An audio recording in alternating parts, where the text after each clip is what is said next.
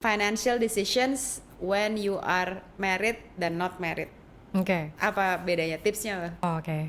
I think ketika marriage itu ternyata aku lebih harus banyak kompromi ya gitu.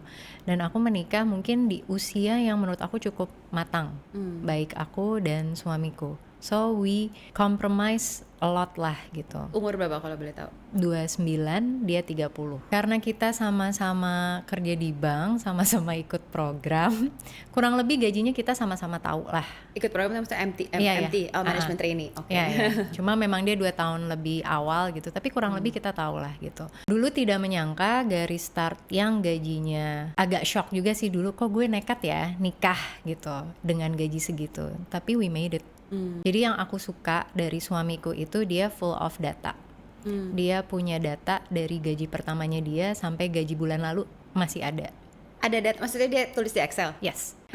Dan jadi, nah, I think ini the good thing about data ya, yang ada in a relationship. Jadi setiap kali kita mengalami krisis atau ujian atau misalnya financial kok lagi nggak oke gitu, kita look at the data. Apa nih yang nggak bikin oke? Tapi every time kita ngelihat itu, kita bersyukur garis start kita itu sampai sekarang nih jauh loh gitu. And it helps us buat waras gitu ya. Oh emang pasti ada nggak enaknya dalam berumah tangga. Oh pasti ada nih ujian-ujian yang pengeluarannya nggak make sense gitu. Tapi we always made it. Oke. Jadi data itu membuat kita membuat keputusan lebih clear ya gitu.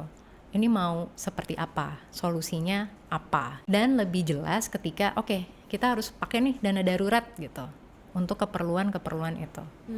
Tapi untuk memutuskan menikah untuk dengan seseorang, kalau aku merasa harusnya ngomongin finansial itu diomongin sebelum menikah ya. Betul. Karena banyak orang sama sekali bahkan not even touching it. Bahkan udah menikah pun ada yang nggak ngomongin juga ya, by the way. Ya. What is the best way ngomongin masalah finansial sebelum menikah supaya tidak menyinggung perasaan satu sama lain?